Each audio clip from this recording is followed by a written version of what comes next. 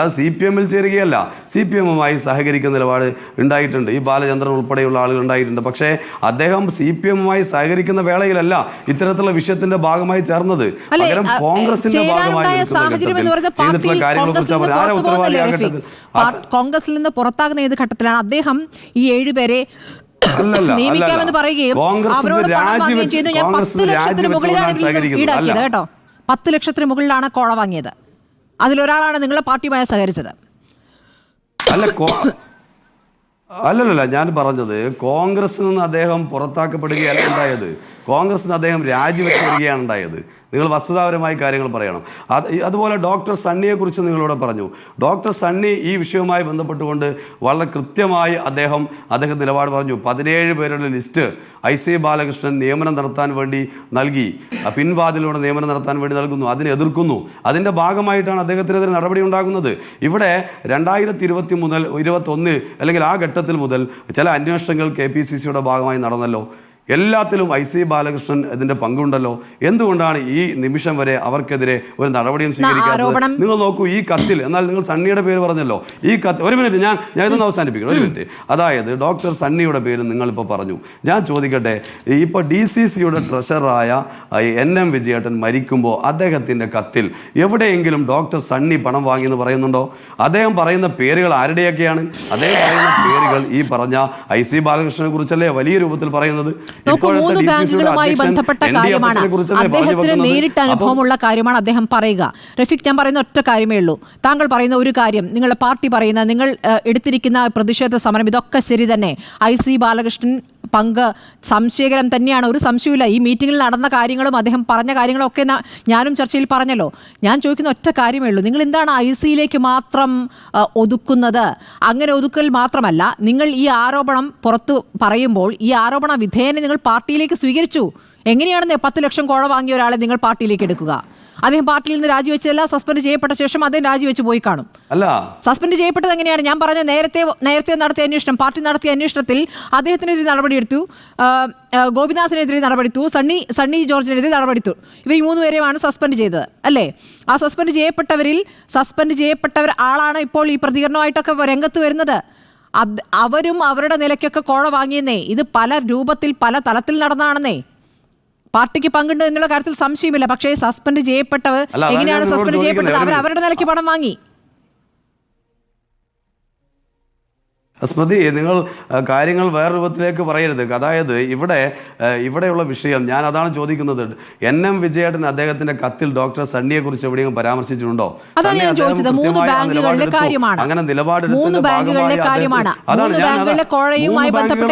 പരാതിയില്ല. അദ്ദേഹം നേരിട്ട് അനുഭവിച്ചു മാത്രമേ അദ്ദേഹത്തിന് പരാതിയുള്ളൂ. അന്വേഷിക്കുമ്പോൾ ഇത് 3 അന്വേഷിക്കണല്ലോ. 3 ബാങ്കിൽ നടന്ന കോഴയാണല്ലോ. ഒരു മിനിറ്റ്, അർബൻ ബാങ്കിനെ കുറിച്ച് അല്ലല്ല പറയട്ടെ. അർബൻ ബാങ്കിലാണല്ലോ ഡോക്ടർ സണ്ണി പ്രസിഡന്റ് ആയിരുന്നത്. അർബൻ ബാങ്കിനെ കുറിച്ച് NM വിജയൻ ഈ കത്തിൽ പറയുന്നുണ്ടല്ലോ. അർബൻ ബാങ്കിൽ നടന്ന അഴിമതിയെ കുറിച്ച് പറയുന്നുണ്ടല്ലോ. അവിടെ NM വിജയൻ സണ്ണിയെ കുറിച്ച് പരാമർശിക്കുന്നില്ലല്ലോ. അദ്ദേഹം പറയുന്ന ബാങ്കിൽ, അദ്ദേഹം നേരിട്ട് അനുഭവമുണ്ട് എന്ന് നിങ്ങൾ പറയുന്ന NM വിജയേട്ടൻ പറയുന്ന ബാങ്കിൽ അതിന്റെ പ്രസിഡന്റ് ആയിരുന്നു ശ്രീ ഡോക്ടർ സണ്ണി. ഞാനൊന്ന് പറഞ്ഞോട്ടെ. KP തോമസ് എന്ന പ്രൊഫസറെയാണ് അതിന്റെ പ്രസിഡന്റായി കൊണ്ടുവന്നത്. അദ്ദേഹത്തോട് പോസ്റ്റുകൾ ക്രിയേറ്റ് ചെയ്യാൻ പറഞ്ഞു. നേരത്തെ നിയമനം നടക്കാത്ത കാര്യങ്ങൾ പരിഹരിക്കാൻ വേണ്ടി 8 പോസ്റ്റുകൾ ക്രിയേറ്റ് ചെയ്യാൻ പറഞ്ഞു. ആ 22 പേരിൽ കുറച്ച് പേർക്ക് ജോലി കൊടുക്കാൻ വേണ്ടി. അദ്ദേഹം സത്യസന്ധനായ ഒരു വ്യക്തിയാണ്. അദ്ദേഹം പറഞ്ഞു പരീക്ഷ നടത്തിയേ നിയമനം കൊടുക്കൂ എന്ന് പറഞ്ഞു. അപ്പോൾ എന്ത് ചെയ്തു? അദ്ദേഹത്തിനെതിരെ അവിശ്വാസ പ്രമേയം കൊണ്ടുവന്നു. അതായത് പാർട്ടി തന്നെ ചുമതലപ്പെടുത്തിയ KP തോമസ് എന്ന പ്രസിഡന്റിനെതിരെ ഭരണസമിതി തന്നെ അവിശ്വാസ പ്രമേയം കൊണ്ടുവരുന്നു. അങ്ങനെ അദ്ദേഹത്തെ മാറ്റുന്നു. അങ്ങനെയാണ് ഡോക്ടർ സണ്ണി ജോർജ് പ്രസിഡന്റ് ആകുന്നത്. അപ്പൊ സണ്ണി ജോർജ് പ്രസിഡന്റ് ആക്കുമ്പോൾ എന്താ ഉദ്ദേശിക്കുന്നത്? സണ്ണി ജോർജ് വഴി എന്താണ് പാർട്ടി ഉദ്ദേശിച്ചത്? ഞാൻ പറയട്ടെ, പാർട്ടി ഉദ്ദേശിച്ച രീതിയിൽ കാര്യങ്ങൾ നടക്കുമെന്ന് കരുതി. പക്ഷെ സണ്ണി ജോർജ് എന്ത് ചെയ്തു? റാങ്കുകളിൽ വരുന്നതിന് മുമ്പ് നടത്തിയ ആളുകളിൽ നിന്നും അതിൽ IC ബാലകൃഷ്ണൻ ടിക്ക് ചെയ്ത് കൊടുത്തു. ആ ലിസ്റ്റിൽ നിന്ന് കൊടുക്കാൻ സണ്ണി തയ്യാറായില്ല. പകരം അദ്ദേഹം ഈ പറഞ്ഞ PV ബാലചന്ദ്രൻ്റെ സഹായം തേടുന്നു. എന്നിട്ട് 7 പേർക്ക് നിയമനം കൊടുക്കുന്നു. അവരിൽ നിന്ന് 10 ലക്ഷം വീതം വാങ്ങുന്നു. തെറ്റായ കാര്യമാണ്. അതായത് ഡോക്ടർ സണ്ണി അദ്ദേഹത്തിൻ്റെ കാര്യങ്ങൾ വളരെ കൃത്യമായി വ്യക്തമാക്കിയിട്ടുണ്ട്. 17 പേരുടെ ലിസ്റ്റ് IC ബാലകൃഷ്ണൻ കൊടുക്കുകയും ആ 17 പേരെ പിൻവാതിലൂടെ ആ ലിസ്റ്റിൽ നിന്ന് പിൻവാതിലൂടെ നിയമനം നടത്താൻ വേണ്ടി പറയുകയാണ് ഉണ്ടായത്. അതിന് തയ്യാറാവാതിരുന്നതിൻ്റെ ഭാഗമായിട്ടാണ് ഡോക്ടർ സണ്ണിക്കെതിരെ നടപടി സ്വീകരിക്കുന്നത്. ഇതാണ് യാഥാർത്ഥ്യം. ഇത് നേരത്തെ നിങ്ങൾ അന്വേഷണം നടത്തി KPCCക്ക് പരാതി പോയതിൻ്റെ ഭാഗമായി ചില സമിതിയൊക്കെ വന്ന് അന്വേഷണം നടത്തി. ആ ഘട്ടത്തിലും IC ബാലകൃഷ്ണനെതിരെയോ മറ്റ് ND അപ്പച്ചനെ പോലെ നേതാക്കൾക്കെതിരെയോ അല്ലല്ലോ നടപടി സ്വീകരിച്ചത്. അവിടെ നടപടി സ്വീകരിക്കുന്നത് ഈ കുറ്റക്കാർക്കെതിരെയല്ല, പകരം ആ തെറ്റിനെ എതിർത്തവർക്കെതിരെ നടപടി സ്വീകരിക്കുന്ന നിലപാടാണ് ആ ഘട്ടത്തിൽ സ്വീകരിച്ചത്. ഇവിടെ വിഷയം എന്താണ്?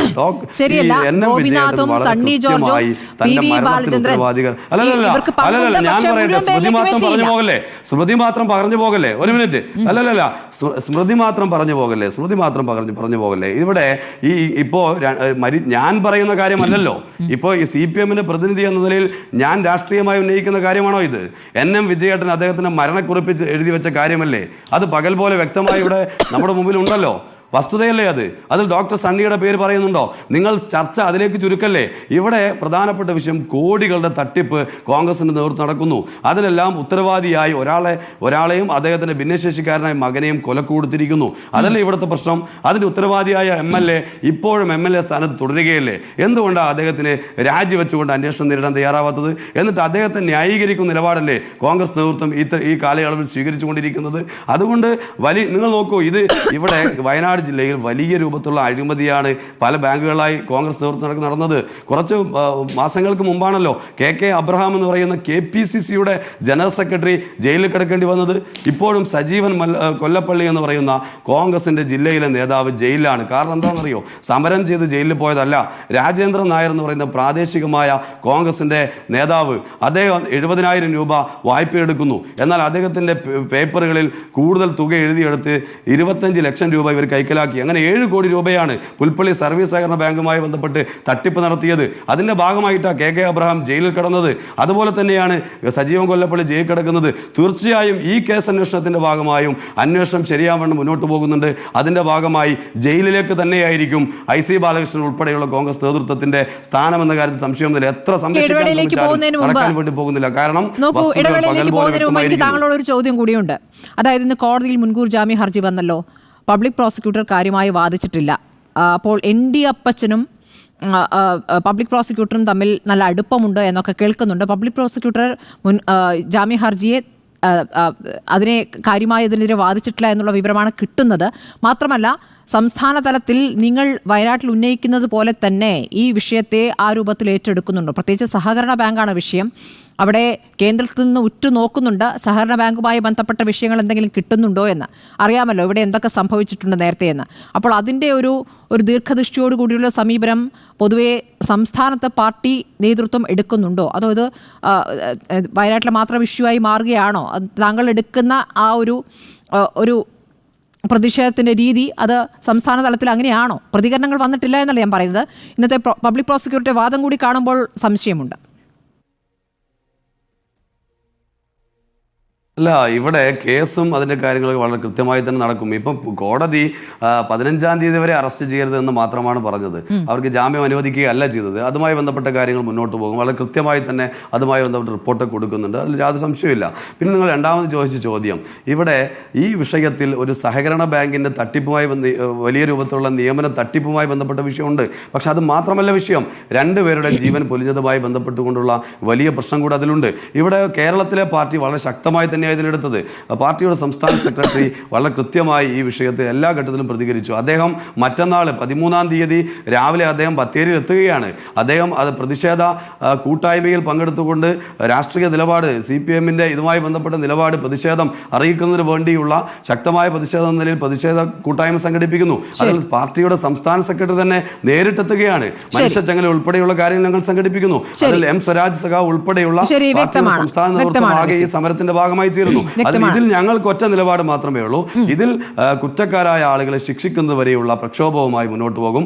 അടിയന്തരമായി രാജിവെക്കാൻ വേണ്ടി തയ്യാറാക്കണം. അല്ലാത്ത പക്ഷം അതുമായി ബന്ധപ്പെട്ട പ്രക്ഷോഭങ്ങളുമായി മുന്നോട്ട് പോകാൻ തന്നെയാണ് ഞങ്ങൾ.